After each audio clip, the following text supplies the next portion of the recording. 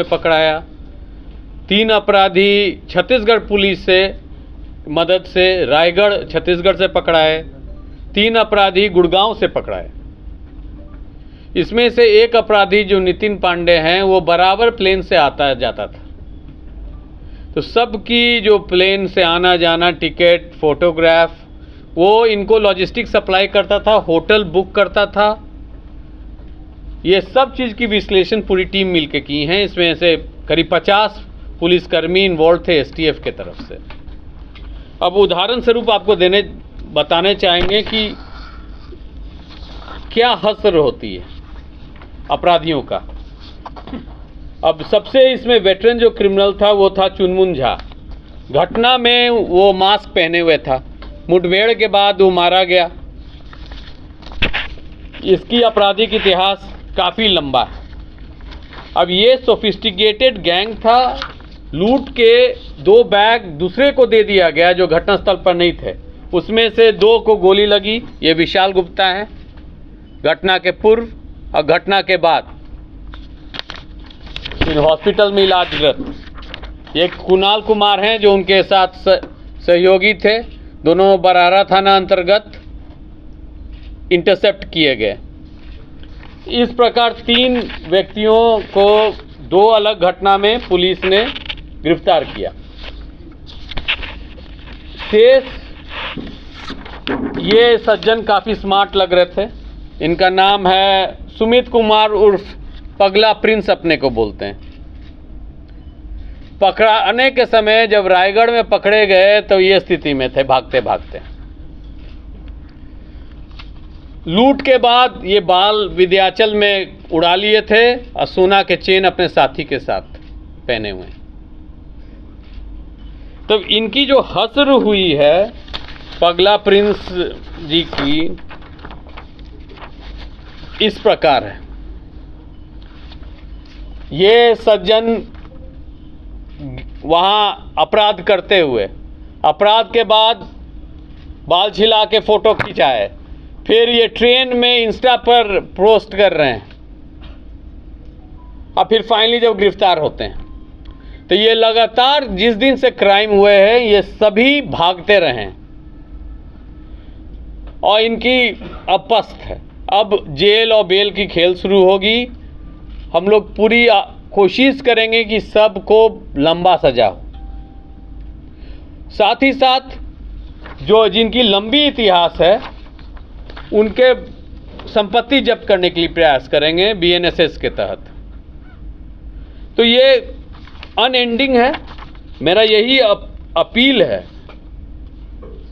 सभी मतलब ऐसे वयस्क बच्चों के जिनके पास उनके गार्डियंस पेरेंट्स देखते हैं कि एक बैक लड़का चमकीला गाड़ी में घूम रहा है, मोटरसाइकिल पर घूम रहा है, चेन पहन रहा है, कि कृपया अपने बच्चों पर ध्यान दीजिए। कहाँ से ये धन आ रहा है? क्या वो साइबर अपराधी है? क्या वो लुटेरा है? क्योंकि समाज का जो बेसिक बिल्डिंग ब्रिक है वो है परिवार। परिवार के सदस्य ही अपने परिवार के नए जो बच्चे हैं, नए पीढ़ी हैं, उनको कंट्रोल नहीं करेंगे तो हसर बुरी होगी, उनकी बदनामी भी होगी। तो ये प्रेस कॉन्फ्रेंस के मार्फत से ये भी हम अपील करने चाहते हैं कि जो इम्पोर्टेंट केसेस होगा उसको तो एसटीएफ अंतिम सीमा तक ले जाएगा।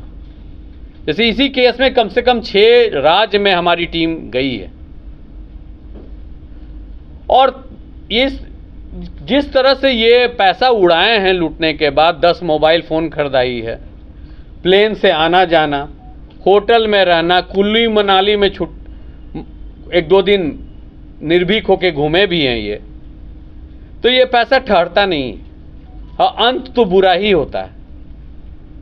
तो जो नए पीढ़ी के लोग अपराध की दुनिया में जुटने चाहते हैं उनके लिए चेतावनी है कि कृपया सुधार लाइए अपने में, समाज का अंग बनिए, पढ़ाई लिखाई कीजिए, मेहनतकश बनिए, बहुत स्कोप है। अगर किसी गैंग के साथ आप ताल्लुक़ रखिएगा तब हमारा डाटा बैंक है। हमारा ऑलरेडी जो एसटीएफ का डाटा बैंक है उसमें 3000 प्लस नक्सल की विस्तृत जानकारी है।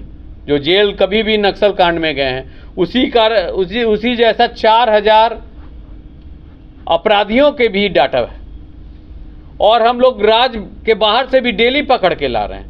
किसी भी दिन ऐसा नहीं होता है कि राज्य से बाहर, तो राज्य से बाहर भी जाके छुपेंगे तो हम पीछा करते रहेंगे। हम लोग छोड़ने वाले नहीं हैं, इसी के लिए हमको तनख्वाह मिलता है। अगर आप एक अपराध करके भाग भी जाइएगा तो आपका हम लोग डाटा बना लेंगे, जो भी फुटेज आएगी, जो भी टेक्निकल फुटप्रिंट्स आएगी, उसके आधार पर हम पीछा करेंगे। और जेल में जो गुरुजन हैं, ज़्यादातर बिहार से बाहर हैं, उनको भी लाके यहाँ कार्रवाई की जाएगी उन पर, यह भी एकदम स्पष्ट है। रिमांड होंगे, वो स्टेट के पुलिस से भी अनुरोध की जाएगी कि उन पर कार्रवाई करें। साथ ही साथ अब हम लोग ने विचार किया है कि एक हाई सिक्योरिटी प्रिजन भी बनाना है। जो वेटरन क्रिमिनल्स हैं, जो जेल के अंदर से अपराध करवाते हैं, करते हैं, गैंग चलाते हैं, साथ ही साथ जो रेडिकलाइज कट्टरपंथी लोग हैं, धर्म के नाम पर कट्टरपंथी या लेफ्ट विंग कट्टरपंथी जो नक्सल बोलते हैं, उनके लिए हम लोग शीघ्र ही प्रस्ताव देंगे गृह विभाग को कि एक एकदम वीरान जगह में हाई सिक्योरिटी प्रिजन बनाया जाए, जहां पहुंचने में भी उनके परिजन को दिक्कत आए, और जहां से कोई मोबाइल फ़ोन का